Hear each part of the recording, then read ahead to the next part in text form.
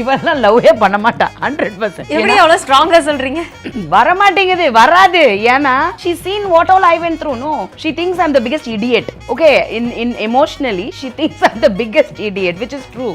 அன்னைக்கு எனக்கு ஒரு டிவோர்ஸ்னும் போது என் வீடு வாசல் குடும்பமே பிரளயமா மாறி என்னைய வந்து ஒதுக்கிட்டாங்க, குடும்பத்துல இருந்து ஊரை விட்டு ஒதுக்கிட்டாங்க. they kicked me out. I like that day. ஏன்னா என்னோட பிரச்சனை நியாயமான காரணமா இருந்தது. இன்னைக்கு இருக்கிறது அவ்வளோ நியாயமா எனக்கு படல. honestly, for everything they are breaking up, for everything they are giving up, learning. அவளுக்கு ஒரு எஜுகேஷன் ஆயிடுச்சு இல்ல, அட்லீஸ்ட் அவளுக்கு அந்த தப்பு நடக்காது இல்ல. she will know எப்போ அந்த டைம் யார் அந்த பர்சன். ஏன்னா எல்லா ஃபூலியும் பார்த்தாச்சு, கரெக்ட் யாருன்றதை ஈஸியா கண்டுபிடிக்கலாம். அப்படின்றத தாண்டி young adults. So definitely adolescence maturity நம்ம வந்து உடம்புல ஹார்மோனலி வந்ததுக்கு அப்புறம் 100% this is a good film to watch, because I believe one thing ma, if you want a marriage to work, everybody is going to get married one day, or relationship or live in, or அது என்ன situationship என்னமோ சொல்றாங்க, ஷிப்பா போகுது.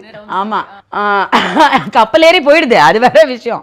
ஒரு romantic சிச்சுவேஷன்ல நம்ம ஒரு நாள் இருக்க போறோம் அப்படின்ற பட்சத்துல how to handle that அப்படிங்கிறது everybody should know. ஒரு படத்துல வந்து ஒரு விஷயத்தை நம்ம ரொம்ப ஸ்ட்ராங்கா சொல்லியிருக்கிறது என்னன்னா, how to get the other person, your husband or spouse or lover, to do something when he is not agreeing to do it. Okay. What all you should try. Okay, you should not give up. நீ வேணான்னு சொல்லிட்டா okay bye tata divorce. That's become today.